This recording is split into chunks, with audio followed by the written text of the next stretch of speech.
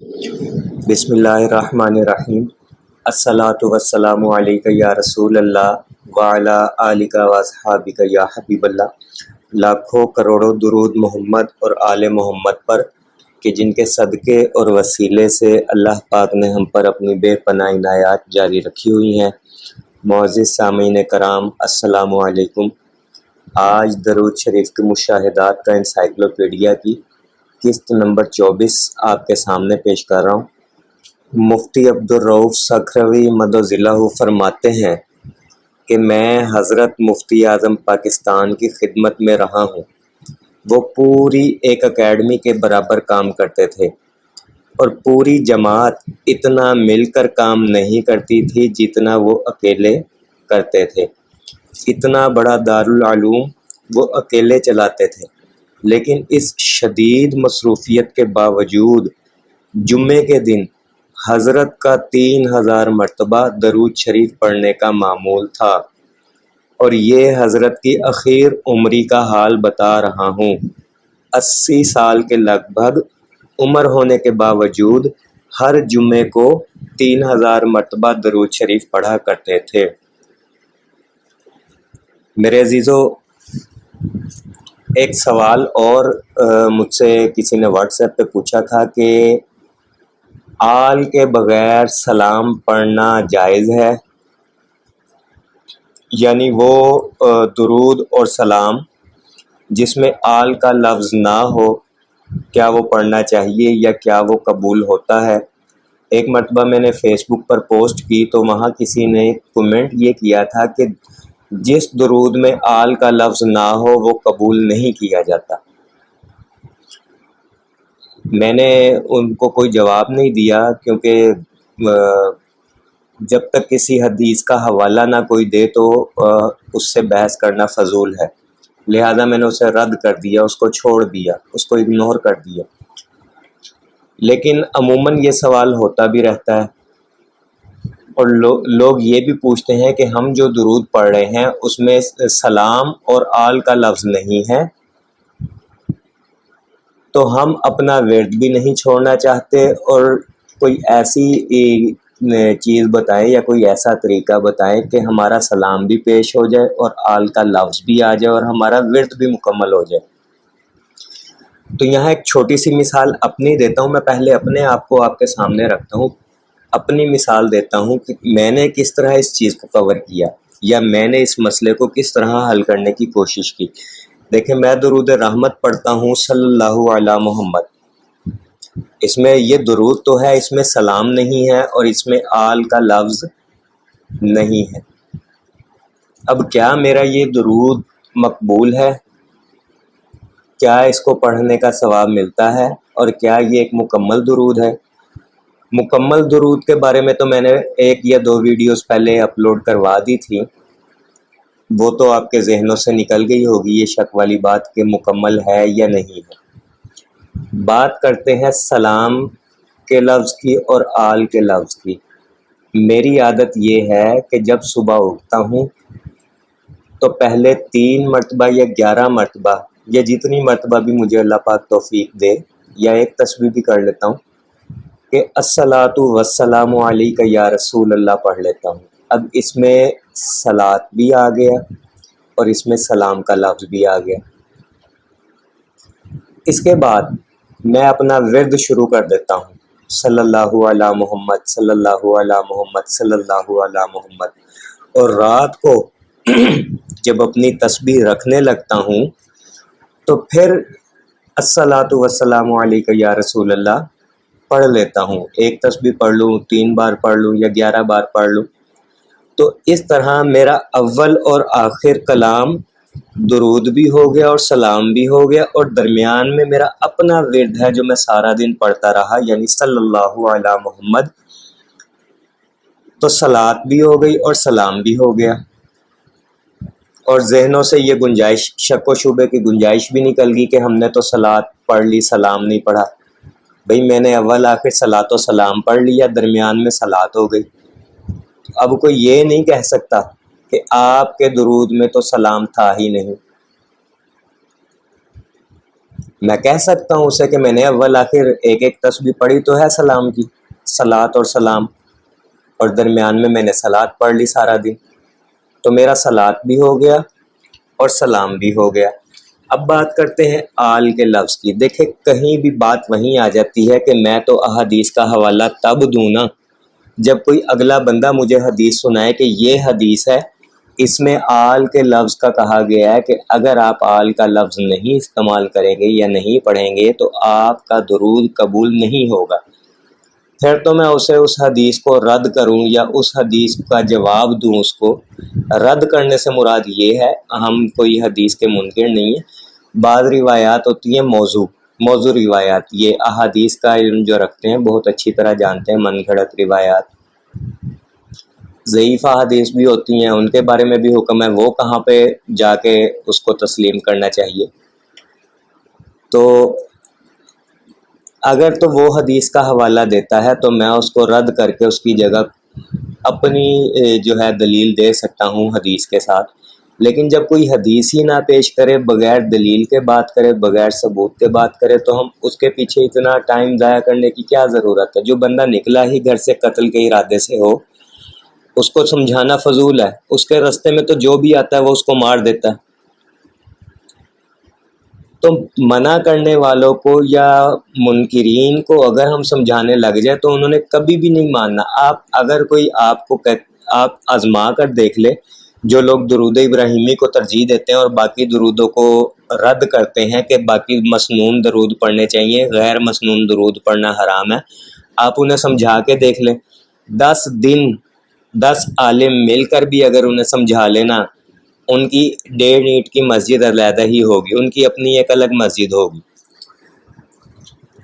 تو احادیث کا حوالہ تو میں تب پیش کروں جب اگلا کوئی بندہ مجھے حوالہ دے، لیکن ہم اپنے طور پر یہ بات کریں کہ میں نے پہلے بھی ایک بات کی تھی کہ درود میں اگر آپ آل کا لفظ، ازواج کا لفظ یا دیگر جتنے بھی الفاظ استعمال کرتے جائیں گے آپ کا ثواب بڑھتا جائے گا۔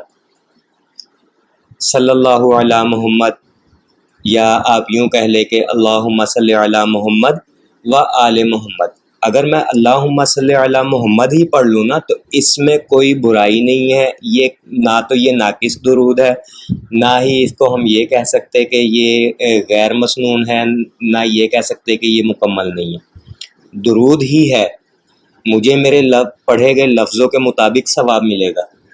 اور اگر میں اللہم صلی علی محمد و آل محمد پڑھ لوں تو مجھے و آل محمد کہنے کا بھی ثواب مل جائے گا، لیکن ہرگز یہ نہیں ہے کہ اگر میں نے و آل محمد پڑھا تو تب ہی قبول ہوگا، و آل محمد نہیں پڑھتا تو قبول نہیں ہے۔ یہ سراسر بے بنیاد جھوٹ اور گمراہ کن بات ہے۔ آل کے بغیر درود پڑھنا بالکل جائز ہے، ثواب بھی ملتا ہے، البتہ افضل یہ ہے کہ ہم آل کے ساتھ درود پڑھ لیں، اور اگر نہیں بھی پڑھیں گے تو کوئی مسئلہ نہیں ہے۔ دیکھیں بات پھر وہی کروں گا، پہلے بھی کی تھی کہ سلام کے بارے میں لوگ کہتے ہیں جس نے سلام نہیں پڑھا اس کا درود قبول نہیں ہے، تو بھائی درود ابراہیمی میں بھی سلام نہیں ہے، آپ پڑھ کے دیکھ لیں، ترجمہ پڑھ لیں اس کا۔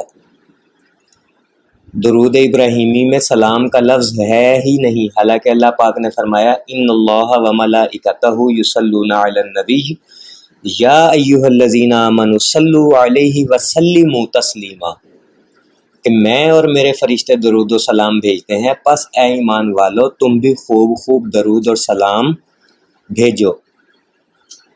اب درود ابراہیمی میں تو سلام ہے ہی نہیں، کیونکہ اللہ پاک نے تو کہا ہے درود اور سلام بھیجو۔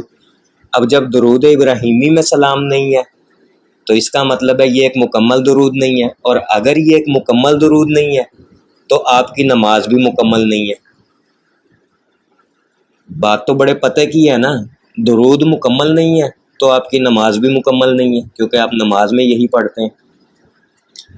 تو معلوم یہ ہوا کہ جب درود ابراہیمی سلام کے بغیر مکمل اور افضل درود ہے تو باقی کے درود بھی سلام کے بغیر پڑھنا جائز ہیں، مکمل درود ہیں۔ یہ صرف آپ کے وسوسے ہیں اور کچھ بھی نہیں ہے۔ آپ لوگوں کی باتوں کو لے کر جلدی پریشان ہو جاتے ہیں، تھوڑی سی عقل استعمال کیا کریں۔ اور کچھ لوگ ابھی، بلکہ آج بھی ایک خاتون نے میں فون کر کے مجھ سے سوال پوچھا تھا کہ میں نے اتنا درود پڑھ لیا، مجھے زیارت نہیں ہو رہی۔ تو دیکھیں پچھلی کچھ ویڈیوز میں نے اس پہ بھی بات کی تھی کہ زیارت کا کثرت سے پڑھنا شرط نہیں ہے، البتہ بزرگان دین نے امید رکھی ہے کہ اس پر یہ عنایت زیادہ ہوتی ہے جو کثرت سے درود پڑھتا ہے۔ یہ نہیں کہا کہ جو شخص کثرت سے درود پڑھے گا لازماً یا شرطیہ اسے زیارت ہوگی۔ زیارت تو ایک عطا ہے، معاوضہ نہیں ہے کہ آپ پڑھے اور آپ کو آپ کا معاوضہ دے دیا جائے۔ مزدور ہوتا ہے نا، سارا دن مزدوری کرتا ہے، عصر کے وقت جب چھٹی کرنے لگتا ہے تو مالک اس کے ہاتھ پہ اس کا معاوضہ رکھ دیتا ہے، یہ ہوتا ہے معاوضہ۔ اور آپ بھی یہی چاہتے ہیں کہ سارا دن درود پڑھے، رات کو جو ہے ہم سوئیں تو ہمیں ہمارا معاوضہ دے دیا جائے خواب میں۔ یہ معاوضہ نہیں ہے، یہ عطا ہے۔ جسے چاہا در پہ بلا لیا، جسے چاہا اپنا بنا لیا۔ یہ بڑے کرم کے ہیں فیصلے، یہ بڑے نصیب کی بات ہے۔ کسی کو پہلی رات میں ہی زیارت ہو جاتی ہے کہ جس نے پہلی رات درود پڑھا، نیا رستے پہ آیا تھا، درود پڑھا، پہلی رات ہی زیارت ہو گئی۔ کیوں؟ محبت اور نیت کی بنا پر۔ اور کئی لوگ ایسے ہیں جو ایڑیاں رگڑتے اس دنیا سے چلے جاتے ہیں لیکن انہیں زیارت نہیں ہوتی۔ اس کا مطلب یہ نہیں ہے ان کا درود مقبول نہیں ہے، مقبول ہے، قرب نصیب ہوگا، لیکن عطا کی بات ہے۔ ہو سکتا ہے اس کی روح متحمل نہ ہو، برداشت ہی نہ کر سکتی ہو زیارت کو۔ کوئی تو سبب ہوگا جس کی وجہ سے یہ دروازہ بند رکھا گیا۔ تو آپ کا کام ہے درود پڑھنا، سلام کے بغیر پڑھیں، آل کے بغیر پڑھیں، بس پڑھتے جائیں۔ لیکن اگر آپ سلام کے ساتھ اور آل کے ساتھ پڑھیں تو یہ افضل طریقہ ہے، ڈبل ثواب ملے گا۔ جیسے وضو کے ساتھ پڑھے تو زیادہ افضل ہے، بغیر وضو پڑھے تب بھی افضل ہے، ثواب ملے گا۔ وضو کے ساتھ پڑھیں گے تو ثواب ڈبل ہو جائے گا۔ تو میرے عزیزو، آل کے بغیر اور سلام کے بغیر درود پڑھنا بالکل جائز ہے، ثواب بھی ملتا ہے، اور اس میں کسی قسم کا کوئی گناہ بھی نہیں ہے۔ جو شخص آپ کو کہے کہ سلام کے بغیر اور آل کے بغیر درود پڑھنا منع ہے یا ثواب نہیں ملتا یا رد کر دیا جاتا ہے، اسے کہے ٹھیک ہے ہمیں حدیث دے دیں، ہم اپنی بات سے رجوع کر لیں گے۔ ہم لوگوں کو کہنا شروع کر دیں گے سلام کے ساتھ پڑھو، آل کے ساتھ پڑھو، ہم خود بھی سلام اور آل کے ساتھ پڑھیں گے۔ اور جب ایسی کوئی حدیث ہی نہ ہو بلکہ ہمیں یہاں تک پتہ چلتا ہو کہ بزرگان دین نے جو درود پڑھے ان میں سلام نہیں تھا، کئی بزرگان دین کے درود ایسے ہیں سلام کا لفظ نہیں ہے۔ اب ہم بزرگان دین سے بڑھ کر تو نہیں ہیں، ہم ولایت میں ان سے بڑھ کر تو نہیں ہیں، یا ہم کوئی اپنے وقت کے ولی تو نہیں ہیں جو ہم بزرگان دین کی بات کو بھی رد کر دیں۔ تو میرے عزیزو، پڑھیں آپ درود، جس مرضی طرح پڑھے، جیسے مرضی پڑھے، جس مرضی حال اور کال میں پڑھیں، کوئی مسئلہ نہیں ہے، ثواب بھی ملتا ہے، فیض بھی ملے گا۔ فیض اور زیارت یہ آقا کریم صلی اللہ علیہ وآلہ وسلم پر چھوڑ دے۔ جب آپ صلی اللہ علیہ وآلہ وسلم کی نگاہ کرم آپ پر پڑ گئی، سمجھو دنیا میں بھی کامیاب ہو جائیں گے اور آخرت میں بھی کامیاب ہو جائیں گے۔ اپنی دعاؤں میں مانگے، ضرور مانگے، زیارت کی تمنا کریں، فیض مانگے، لیکن شور نہ مچائیں، لوگوں کو نہ کہتے پھریں، اپنے دل میں یہ تڑپ رکھیں۔ میں کہتا ہوں نا، آہ نہ کر لبوں کو سی، عشق ہے دل لگی نہیں، اور ادب پہلا کرینہ ہے، تو کہتے ہیں نا خاموش ہے دل، بھری محفل میں چلانا نہیں اچھا، ادب پہلا کرینہ ہے محبت کے کرینوں میں۔ تو یہ ادب کی جگہ ہے، شور مچانے کا مقام نہیں ہے۔ آپ کے شور مچانے سے آپ کو وہ چیز حاصل نہیں ہوگی، البتہ روح رسول صلی اللہ علیہ وآلہ وسلم کو تکلیف ضرور ہو سکتی ہے کہ میرا یہ امتی لوگوں میں شور مچاتا پھر رہا ہے کہ میں نے درود پڑھ لیا مجھے زیارت نہیں ہو رہی، میں نے درود پڑھ لیا میرا کام نہیں ہو رہا۔ تو اس طرح نہ کریں، محبت سے درود پڑھتے چلے جائیں، انشاءاللہ آپ کے مسئلے بھی حل ہو جائیں گے اور آپ کی دعائیں بھی قبول ہوں گی۔ دعا گو ہوں کہ اللہ پاک ہم سب کو درود شریف پڑھنے، پڑھوانے، لکھنے، لکھوانے اور اس کی اشاعت و تبلیغ کرنے والا بنائے۔ صلی اللہ علی محمد، صلی اللہ علی محمد،